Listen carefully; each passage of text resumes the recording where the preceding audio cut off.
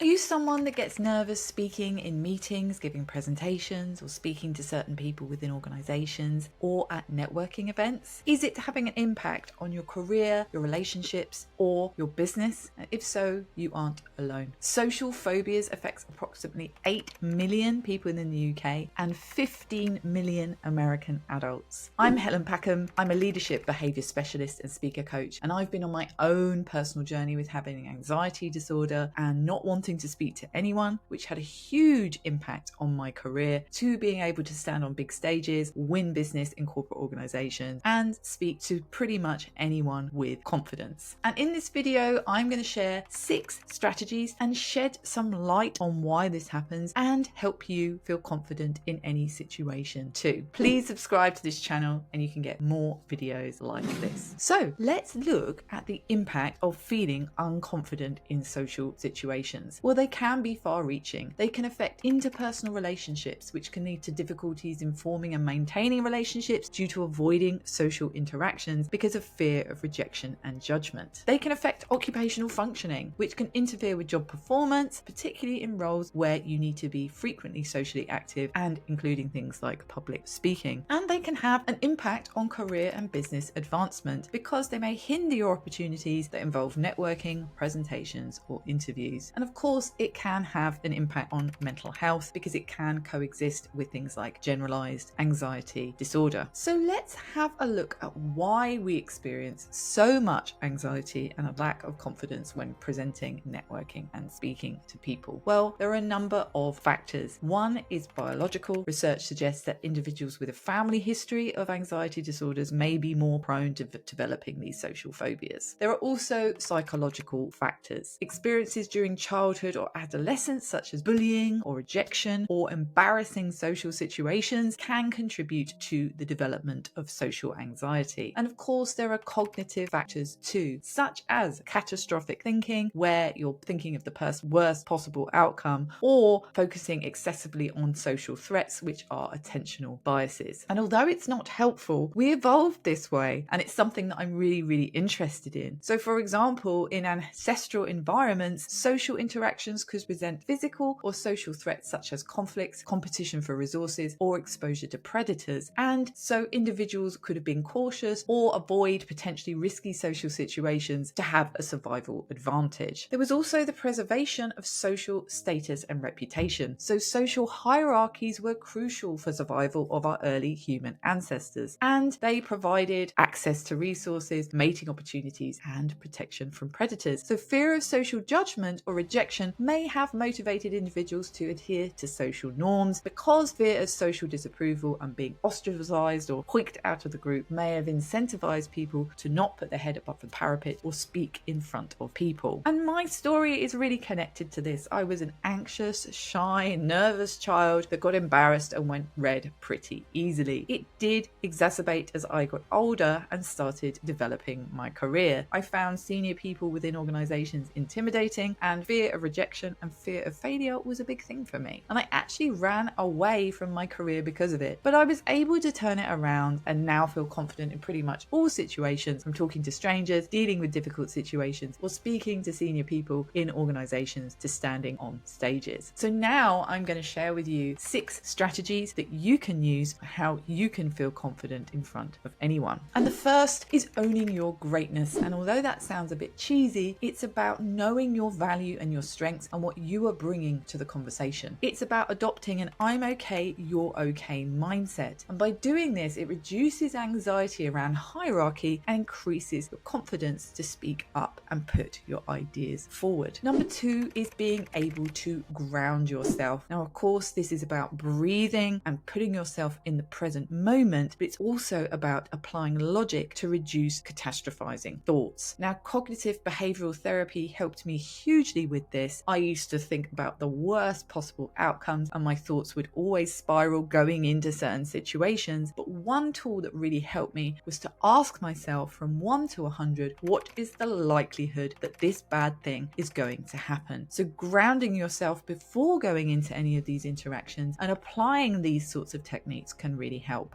Number 3 is to trick your body. Now, Amy Cuddy has done a lot of extensive work around this. She has an amazing book called Presence, and she came up with power poses to trick our bodies into thinking that we are confident, so then confidence follows. So one power pose is the Wonder Woman, and I adopted this power pose before I gave my TEDx talk, and it really helped. The All Blacks also use this when they do the haka, which is their dance that they deliver before they do a match. And some people think they do it to intimidate their opponents, but they're also doing it to trick their physiology into feeling more confident. Number 4 is using pull approaches. This is an influencing technique, and it requires you to ask questions, to listen and explore the other person's position to give you knowledge, control and social power. Not only does asking questions, listening fully and exploring someone's position do this, it also helps you to give time to calm nerves and focus on the conversation at hand. And this works particularly well in a networking or a meeting situation where you are having a two-way interaction. Number 5 is to keep the perfect outcome in mind. Instead of thinking of the worst possible outcome, what could the best possible outcome be? Visualize the result. What will happen as a result of this interaction that will go really well? So that could be applause from the audience. It could be the decision you want being made. It could be buy-in from the person, the stakeholder or the senior person that you're talking to, or it could just be the feeling of harmony and satisfaction at the end of that interaction. And finally, number 6 is expose and desensitize. And this is about doing more of the thing that scares you to increase and expand your comfort zone in that area. It's true that the more you expose yourself to something, the more likely you will become desensitized to it. So actually putting yourself in these situations will increase your confidence. Since I gave my TEDx talk and everything I've done since then, I've applied this approach, including doing videos like this. And what I will say is a journey and it's not a destination. I still feel anxious in certain situations. I still get nervous, but that's okay. Applying these approaches has hugely improved my confidence, and it can for you too. Put these things in place over time and it can help you feel more confident in front of anyone. Let me know in the comments below how you feel about this subject, and if you found this video useful, please like and subscribe for more like this.